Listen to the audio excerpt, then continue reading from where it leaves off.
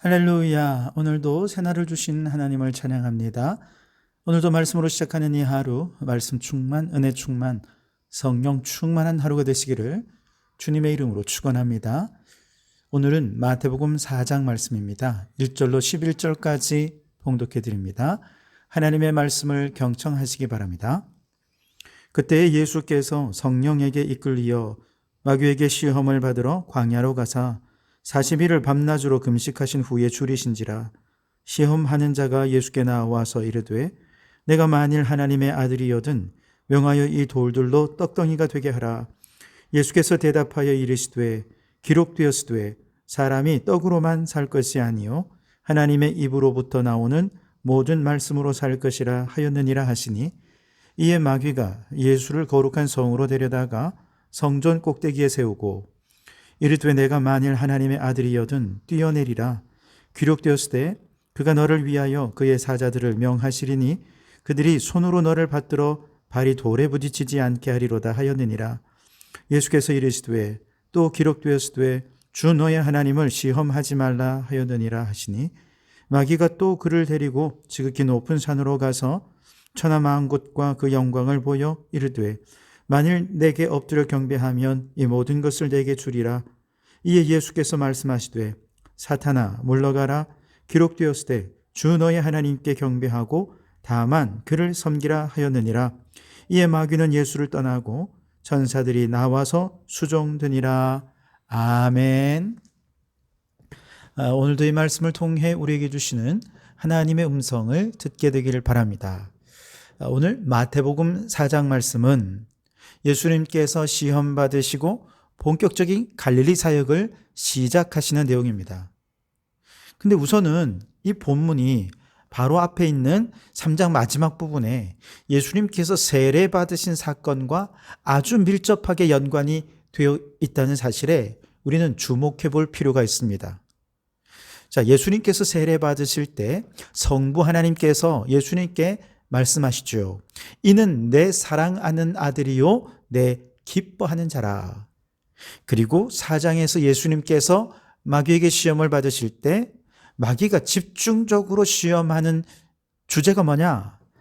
내가 만일 하나님의 아들이여든, 이것입니다. 3절에서 첫 번째 시험할 때 마귀가 예수님께 내가 만일 하나님의 아들이여든 이 돌들로 떡덩이가 되게 하라, 그렇게 말하죠. 그리고 두 번째 시험에서도 내가 만일 하나님의 아들이여든 성전 꼭대기에서 뛰어내려라, 이렇게 시험합니다. 이것은 무엇을 말하느냐?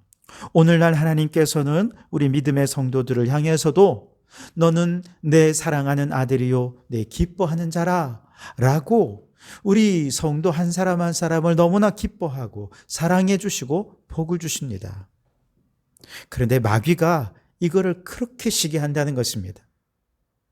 그래서 어떻게든 우리가 하나님의 사랑받는 자녀라는 정체성을 갖지 못하도록 끊임없이 시험하고 공격할 터이니 이것을 잘 방어하도록 해라 라는 말씀이죠. 두 번째로 예수님이 세례 받으실 때 하늘이 열리고 성령이 비둘기처럼 임하셨다라고 말씀하시지요. 4장에 들어오면 예수님께서 바로 그 성령님에 이끌려서 광야로 나가시게 됩니다. 4장 1절에 보시면 그때 예수께서 성령에게 이끌려 마귀에게 시험을 받으러 광야로 가사 그랬죠.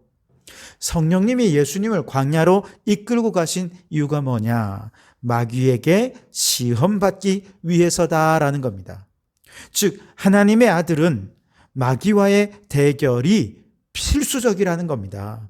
왜냐하면 이 마귀와의 대결을 거쳐야 예수님이 하나님의 아들이심이 더 선명하고 분명하게 드러날 것이기 때문에 그렇습니다.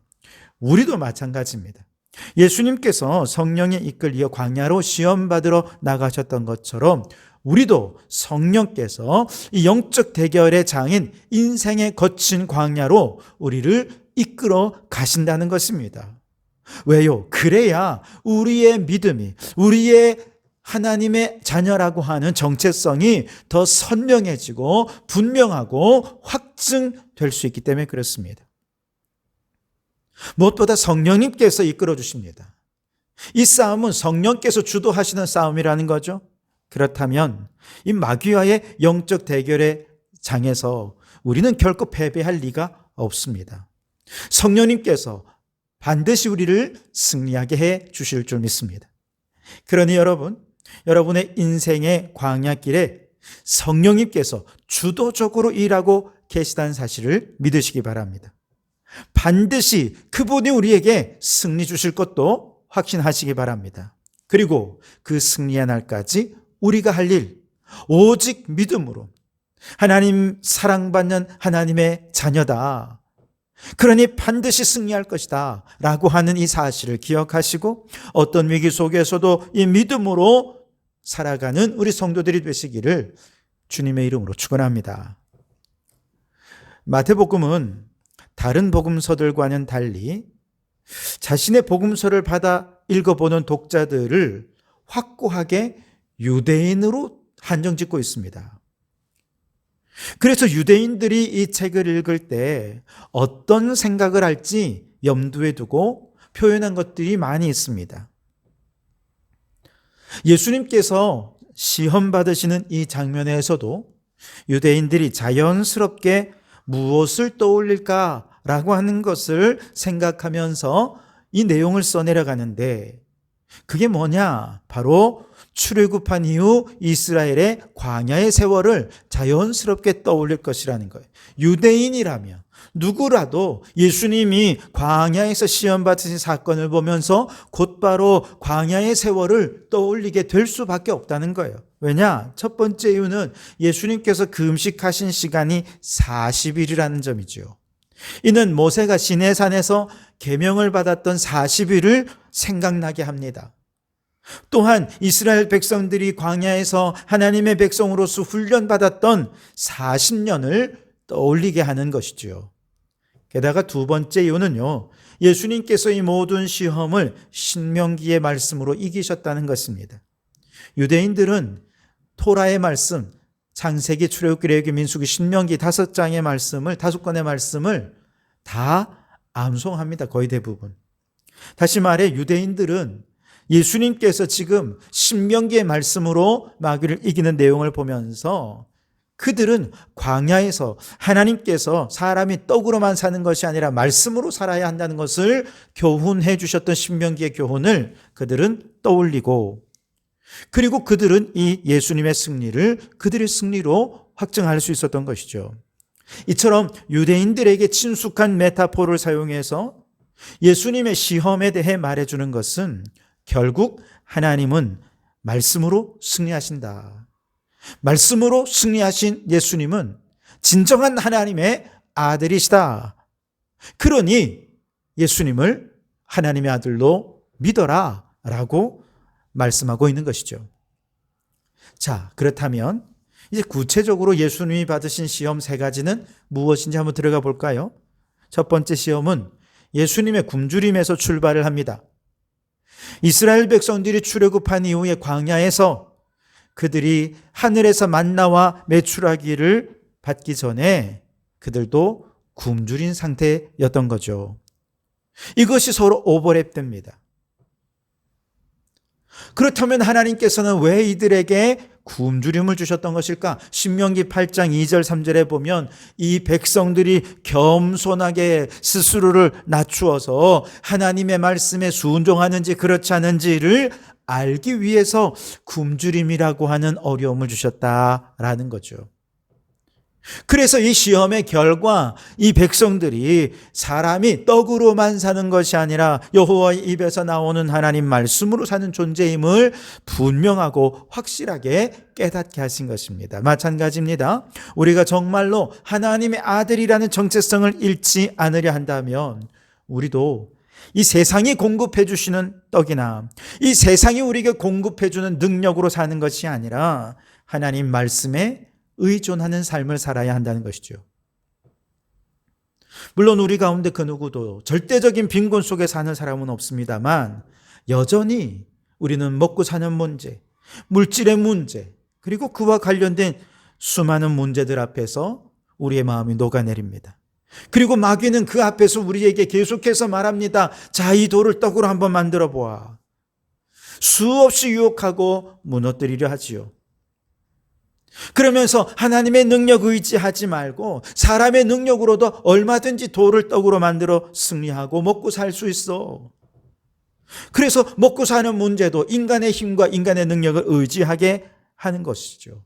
하나님을 의지하지 못하게 만드는 것이 마귀의 공격입니다. 그러나 여러분, 우리 그리스도인들은 적어도 먹고 사는 문제에 있어서만큼은 오직 하나님께서 공급해 주시는 힘과 능력으로 주님의 뜻을 따라 살아가는 믿음의 사람들이 되실 수 있기를, 그래서 하나님 아들의 정체성을 끝까지 잘 지키는 성도들이 되실 수 있길 바랍니다. 두 번째 시험은 무엇입니까? 내가 만일 하나님의 아들이거든 성전 꼭대기에서 뛰어내리라. 그러면 하나님께서 천사를 보내셔서 예수님을 탁 떠받들어서 돌에 부딪히지 않도록, 상처 하나 입지 않도록 하나님께서 도와주실 거야 라고 하는 시험이죠. 여러분, 이것은 무엇을 말하는 것입니까? 하나님이 계신지 그렇지 않은지를 시험해 보라는 것입니다. 만약 하나님이 계시다면 이런 기적을 보여주시겠지만 하나님이 안 계시다면 떨어지면 죽는 거죠. 상처 입는 것입니다. 그런 하나님 왜 믿냐는 것이죠. 출애굽기 19장 말씀에 보면 이 백성들이 르비딤 광야에 들어섰을 때 물이 없어요. 모세와 아주 크게 다툽니다. 그때 모세가 하나님께 기도할 때 하나님께서 모세에게 내 지팡이로 반석을 치라 명령하셨고, 그대로 행해서 반석에서 물이 솟아나서 백성들이 해갈하게 되는 그런 얘기가 나옵니다. 그러면서 그곳의 이름을 마사 혹은 무리바라고 불렀다는 거예요. 이게 무슨 뜻이냐? 이는 이스라엘 자손이 다투었으며, 마사 혹은 무리바란 말은 다투었다는 뜻입니다. 또는 그들이 여호와를 시험하여 이르기를 여호와께서 우리 중에 계신가 안 계신가 하였음이더라. 물 때문에 다투었지만 사실은 하나님이 정말 계시다면 어떻게 우리를 이렇게 목마르게 하실 수 있느냐? 하나님이 계신가 그렇지 않은가 하는 것으로 그들은 시험받고 있었던 것이죠. 마사의 사건은 하나님이 계시다면 왜 이 백성들이 이러한 괴로움을 당하지 않도록 도와주시지 않는가 라고 하는 것에 대한 하나님에 대한 믿음을 시험하는 사건이었습니다.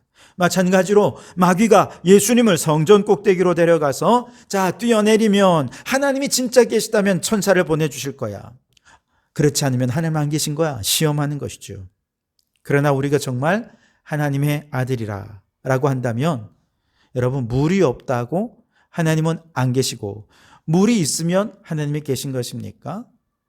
혹 성전에서 뛰어내렸을 때 발이 돌에 부딪히지 않게 보호해 주시는 분이면 하나님이 계시고, 그렇지 않으면 하나님이 안 계신 것입니까? 우리 인생에 고난이 없으면 하나님이 계시고 고난이 있으면 하나님이 안 계신 것입니까? 우리가 원하는 대로 일이 이루어지면 하나님이 계시고 원하는 일이 이루어지지 않으면 하나님이 안 계신 것입니까? 그렇지 않죠. 그러나 많은 분들이 이 문제에 걸려 넘어지는 분들이 참 많습니다. 여러분, 우리가 정말로 하나님의 아들이라고 한다면 우리의 상황과 여건이 어떻든 하나님의 하나님 되심을 인정하고 그 하나님의 살아있는 자녀로 하나님만 의지하며 살아가는 성도들이 되실 수 있기를 주님의 이름으로 축원합니다. 세 번째 시험은 우상 숭배의 시험입니다. 마귀는 예수님께 천하 만국과 그 영광을 보여주면서 내게 엎드려 경배하라 라고 시험했습니다. 하나님의 아들이라면 어떻게 우리가 마귀에게 경배할 수 있겠습니까? 우리는 오직 하나님께만 경배해야 되겠죠. 그런데 이스라엘의 과거 역사는 어땠습니까?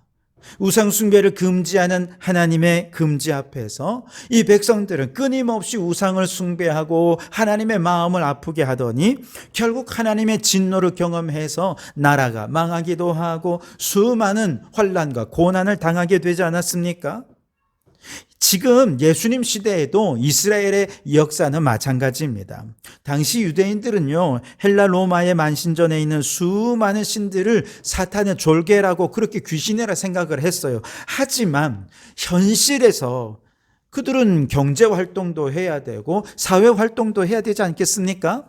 이런 일상을 유지하기 위해서는 분명히 그들이 우상인 건 알지만, 귀신인 건 알지만 저 우상 숭배를 타협하지 않을 수가 없는 거죠.